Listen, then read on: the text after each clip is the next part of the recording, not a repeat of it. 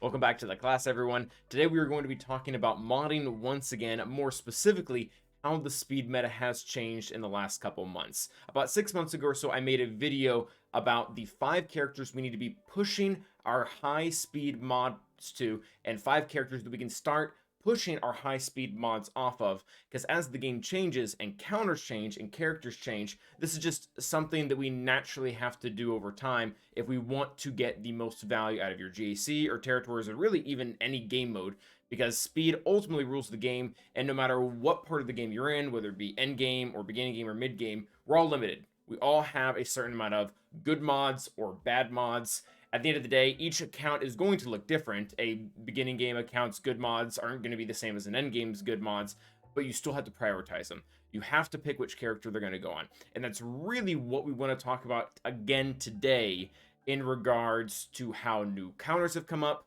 new team comps have come up, and our new characters have just been introduced. So just as a way to make this simple for everyone watching, on the screen right now, we have 2 characters in each squad, and the first 5 characters, or rather the first character in each squad, so like Mara, Jade, Seventh Sister, and Kylo Ren, these are the characters from my roster I found, and again, the last couple months, I keep putting more speed on because there continues to be more value in that team in the way that the meta is running in my account. And on the right side, these are the characters that I've actually been able to strip mods off. At one point, I really wanted them to have a lot of speed, and now, because again of changes, I don't really need that much. I am going to go in and explain every single character, why I think they need more speed now than they did before, and also why they don't need as much speed as they did before. And then you, as the viewer, you can look and be like, okay, that's irrelevant for me. I never see that team, or nobody uses that counter, so I'm going to keep my speed there. But that being said, let's go ahead and get into it. So first up, a character that just needs a ton of speed right now is going to be Mara Jade. Incredible character. She is a requirement for Starkiller. She is now accelerated along with every other character that is needed for Starkiller. So most of us are going to be building her up, and the girl just wants copious amounts of speed. Ever since about last year, the speed meta had gone from, oh, you typically want characters around the 300 mark, so now you really want them around the 350 mark, just with Omicrons and new leaderships and things of the sort that have been pushing everyone in that area. So right now, again, these are my good speed mods. If your best speed set, or one of your best speed sets, isn't this high, that's fine. Just do what you can. If the number's 340, if the number's 320, the point here is we're trying to prioritize as much speed on her as possible. The reason is she goes first, she applies tenacity down, and even if you don't have Starkiller, even if you don't use her with Starkiller, she's going to get the Emperor Palpatine team going immediately. She'll apply tenacity down, she'll throw out a number of other debuffs, and then she just becomes a massive pain. I actually even have the TW Omicron on her, and I run her at this speed. And the TW Omicron, not I guess to advertise it, but it allows her to give 100% turn meter right off the bat, so that you don't even need to necessarily get her faster. You can anyways, and still outspeed every single thing out there, because that shows really where the value she provides on that team, and that's how the whole team is supposed to work together in synergy. Next up, so a character that we can work on making slower, or really the goal here isn't to make the character slower, it's just to not be prioritizing our best speed mods on them anymore, because again, we're all limited. No matter how many plus 25s you have, you still have more plus 15s or more plus 20s. That being said, Queel, I have just found myself stripping him left and right. When I completely did my new Inquisitorius team, I think he had 1 mod left on him by the end of it, just because the BAM squad, or the overall Scoundrel squad with him, he's just not being used in a functional squad right now. And the main reason for me being, and again, if this doesn't apply to you, then, throw it away. But the main reason for me being, I don't have enough Scoundrels to fill both a Dash and a BAM squad, so I just go with Dash, and Dash himself can already get really fast, and you can just go with him. And the second reason being, BAM is, vast majority of the time, is being used with Fennec and Bounty Hunters to counter Lord Vader for me. So the need to have ridiculous speed on him so that he can go first and start the turn meter train is just no longer necessary. I still have plus 10s on him. I don't want him to be as slow as molasses if I have to use him in some type of tight situation, or maybe even 3v3. But overall, I just don't see the necessity to have him at 350 or something like that, when a lot of times he just ends up riding the bench. Again, if you still use BAM, or you have enough Scoundrels to field 2 teams, or you'd like Dash to be offense loaded, then there's reasons not to. But next up, we are going to be looking at Seventh Sister. So I previously mentioned the Inquisitorius. She is the most important speed factor on the Inquisitors to be able to go first. She can either immediately remove the pre-taunt and then fifth brother can go and you can hit your 6 stacks, and then Grand Inquisitor will go and just do nasty things. Or she can just go and she can control the primary unit on the enemy team. One of the things that I've been doing a lot recently is her going first so that she can push back Jedi Knight Revan so he doesn't immediately get the mark off on someone important or something of the sort. Her kit also just values, like, she likes to take turns, similar to how Mara has a way to get 100% turn rate at the very beginning of the battle. Seventh sister also just wants to keep taking turns. That's even built into our kit, so it really emphasizes how much we know she needs speed. You can even see, I don't always do this, but I've even gone and put a broken set on her. What does that mean? That means I have my speed set, my 4 here. I need to slice this one, it looks like. Oh yeah, I definitely do.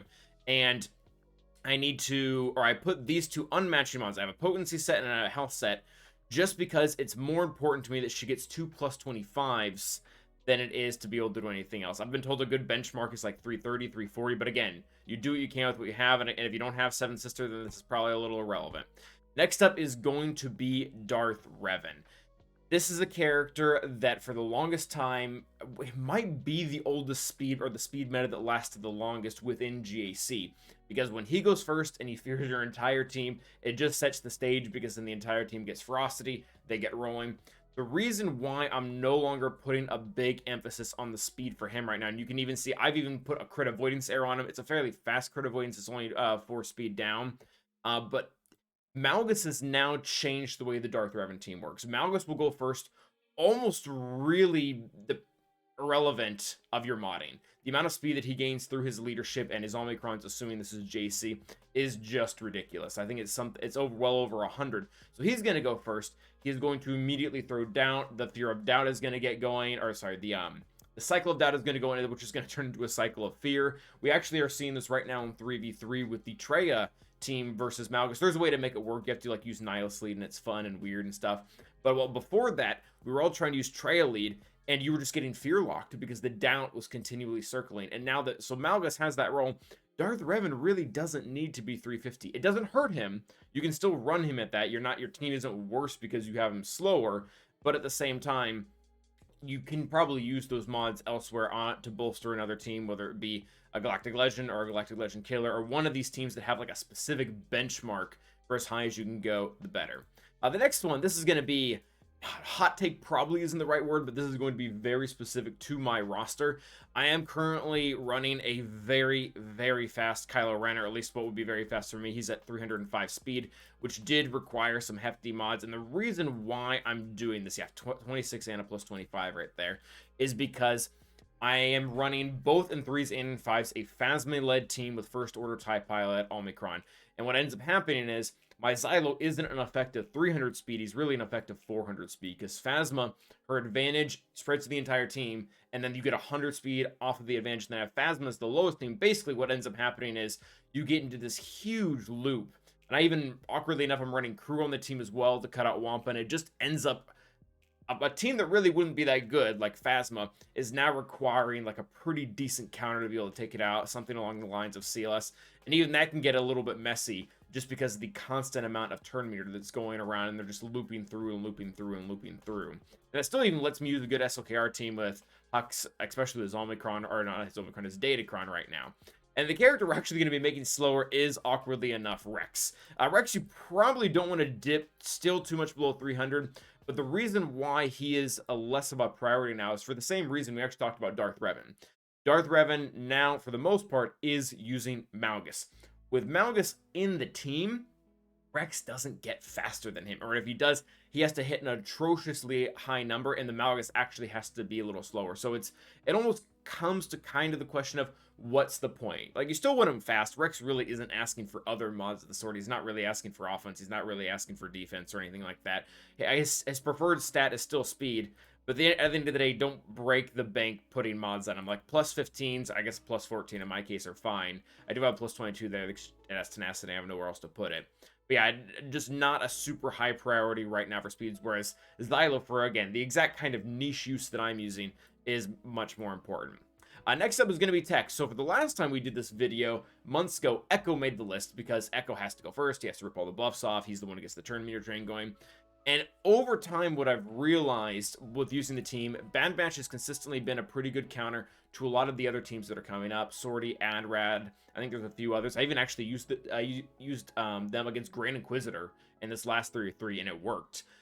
One of the things that I'm discovering, though, is unlike, say, Grievous, not every single enemy team that I face, or every single comp that I face, has a ton of buffs. And the reason why this becomes problematic is because Echo only gives turn meter for every buff he rips off. So if my tech was super slow, then the enemy team can probably go and they can cleanse, they can then stun my team, they can remove my pre-taunt, they can do a lot of things that I really don't want them to do, whereas I really need either Tech or Wrecker. Tech is a little bit easier because he gets speed from his unique. He'll just go next, stun the whole team, and then I can continue the train with Omega, with Hunter, with Wrecker, with all of them, getting them to go. So doesn't need to be atrociously high, but I do like, and his base speed is actually really low. I do have several plus 20s or plus 25s on him just to kind of help close that gap between him and Echo. In fact, I would probably try to convince people to get them as close as possible, remembering again that he's going to get, I believe it's 10 speed from his Zeta on his unique, if I'm not mistaken. Yeah, one speed, or 2 speed rather, for Bad Batch.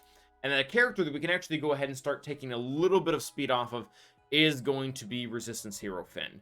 And the reason why is because with Ben in the mix now on the raid team, the dynamic has changed. The way that a lot of the counters work on there are different, and you don't need to rely as much on him getting inspired out because Ben is already causing a list of issues for the current counters. If you're using JML or C, which I think are probably the two most common counters for raid nowadays, Ben is the problem. Resistance Hero Finn can go after the Galactic Legend goes, and it doesn't really make a difference. Also doesn't make a huge difference for Starkiller just because Mara Jade is going to beat him out of the gate 9 times out of 10. Even if you have a really slow Mara Jade, her getting the 75 speed boost from Starkiller is going to outdo Ray's 30 boost for Resistance Hero Finn almost any day. You have to be in a fairly weird matchup for a Finn to be able to outspeed Mara. I guess it can happen, but even that, I don't think it's the end of the day. It's not what's going to make or break that counter. So he can go a little bit slower. I guess if it's a crucial 3v3 team for you, maybe that should stick around. And the next one, this one's going to be a little weird. Number 1, Moff Gideon. Why? People are probably asking me, why are you just now making Moff Gideon fast? And I was trying to build specifically a trooper team before, so we talked a lot about Piet and how Piet needs to be fast, but as time has gone on, Moff Gideon just ends up in so many of my different teams, whether it be on my Lord Vader team. I was also using him with Vader while Vader had his Datacron, consistently using him with Geos, I think, in Territory Wars, just to give him that extra room so they can go first.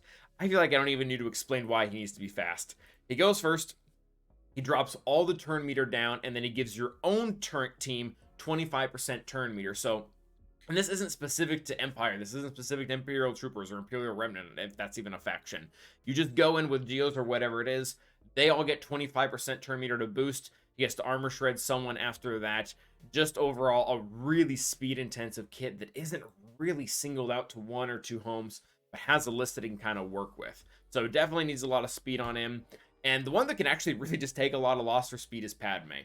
Now, there was a time where a lot of speed on her was really nice, because this would stop if you have a JMK squad on defense with Padme, this really hindered a lot of the attacking bounty hunter teams, because if she was fast enough and you can't gain turn meter with bounty hunters versus them for the 2-shot, she would go and she would stun Bosk, and then you weren't able to take the 10 turns with the Aura lead to be able to get the man to annihilate, and you really just ruined the 2-shot for the enemy player that didn't have a Galactic Legend to counter JMK.